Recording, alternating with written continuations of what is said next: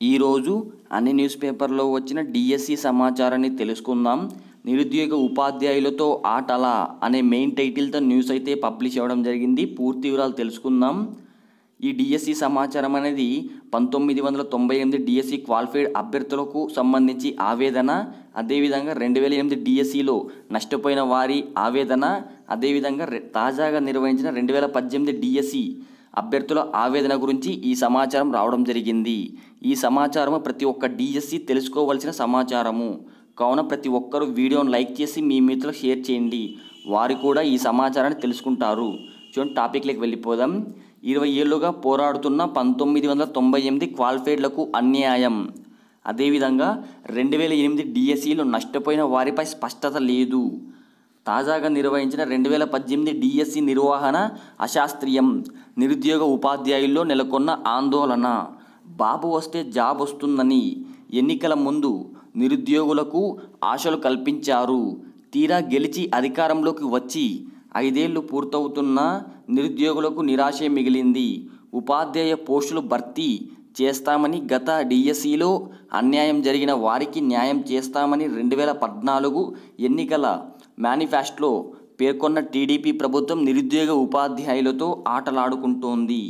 ఉపాధ్యాయ పోస్టుల భర్తీ కోసం డిఎస్సి నోటిఫికేషన్ వెలువరించిన ప్రతిసారి విధానాలను మార్చుతూ అభ్యర్థుల జీవితాలతో ఆటలాడుకుంటున్నారు.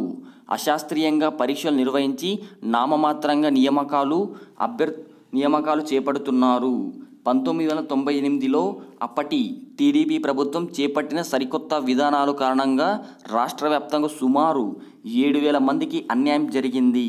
అర్హత పొంది ఉద్యోగాలు రాక వీధిన పడ్డారు. శ్రీకాకుళం జిల్లాలోనే సుమారు 1000 మంది 1998 క్వాలిఫైడ్ అభ్యర్థులు ఉన్నారని అధికారులు చెబుతున్నారు. 20 ఏళ్లుగా పోరాటం చేస్తూ ఇప్పటికీ ప్రైవేట్ పాఠశాలలోనూ, స్వచ్ఛంద సంస్థల్లోనూ, దుకాణాల్లో పనిచేస్తూ జిల్లాలో 700కు పై చిలుకు నిరుద్యోగులుగా మిగిలిపోయారు. తెలుగుదేశం ఎన్నికల మేనిఫెస్టోలో 1998 క్వాలిఫైడ్ అభ్యర్థులకు న్యాయం చేస్తామని పేర్కొన్నప్పటి నుంచి 5 ఏళ్లుగా నిరుద్యోగ అభ్యర్థులు అమరావతి చుట్టూ ప్రదక్షిణలు చేస్తున్నప్పటికీ ఇటీవల మంత్రివర్గ నిర్ణయంతో నిరుద్యోగ ఉపాధ్యాయులకు మొండి చెయ్యి మిగిలింది.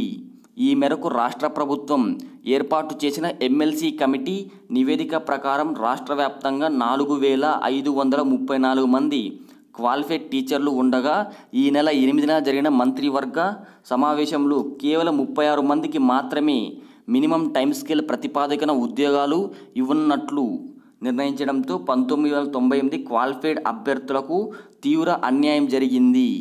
ఎన్నికల మేనిఫెస్టోలో హామీ ఇచ్చి తమకు అన్యాయం చేశారంటూ క్వాలిఫైడ్ అభ్యర్థులు ఇప్పటికీ మంత్రులు, ప్రజాప్రతినిధులు చుట్టూ తిరుగుతూ న్యాయం చేయాలని వేడుకుంటున్నారు.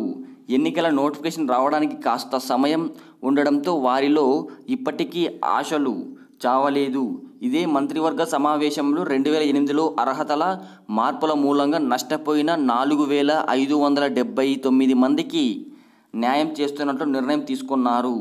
అయితే 2008లో నష్టపోయిన వారు సుమారు 1,800 మంది మాత్రమే ఉంటారని అధికారులు అంచనా.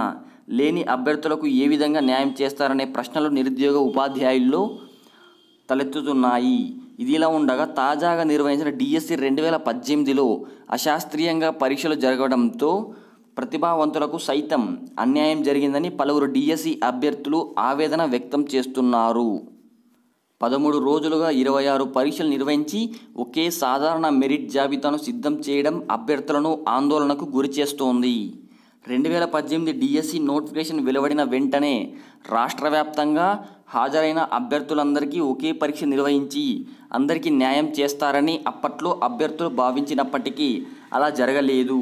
పరీక్షలు నిర్వహించడంలో లోపభూయిష్టమైన విధానాన్ని అనుసరించి వేరువేరు కాఠిన్యత స్థాయిలో పరీక్ష పేపర్లు తయారు చేసి అన్ని పేపర్లలో పరీక్షకు హాజరైన అభ్యర్థులకు ఒకే మెరిట్ జాబితాను ప్రకటించడంతో ఎంతోమంది అభ్యర్థులకు నష్టం జరిగింది.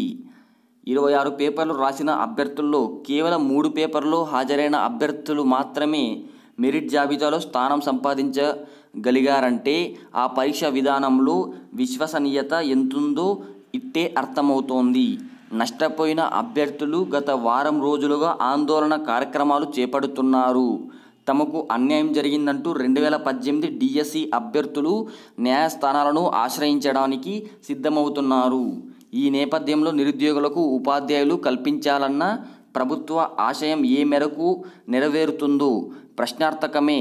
అసలు ఉద్యోగాలు ఇవ్వాలన్న ఉద్దేశంతోనే పరీక్షలు నిర్వహిస్తున్నారా అనే సామాన్యులు సైతం ప్రశ్నిస్తున్నారు. ఫ్రెండ్స్, మీకు ఈ సమాచారం నచ్చినట్టయితే తప్పకుండా ప్రతి ఒక్కరూ వీడియోను లైక్ చేసి మీ మిత్రులకు షేర్ చేయండి. ఇలాంటి మరిన్ని అప్డేట్స్ మీకు కావాలనుకుంటే ప్రతి ఒక్కరూ వీడియో కింద రెడ్ కలర్లో కనబడుతున్న సబ్స్క్రైబ్ బటన్ని క్లిక్ చేసి పక్కనే ఒక గంట సింబల్ ఉంటుంది. ప్రతి ఒక్కరూ ఆ బెల్ ఐకాన్ని క్లిక్ చేసుకోండి. అప్పుడే మన ఛానల్లో అప్లోడ్ చేసి ప్రతి ఒక్క నోటిఫికేషన్ మీకు రావడం జరుగుతుంది. Thank you for watch this video.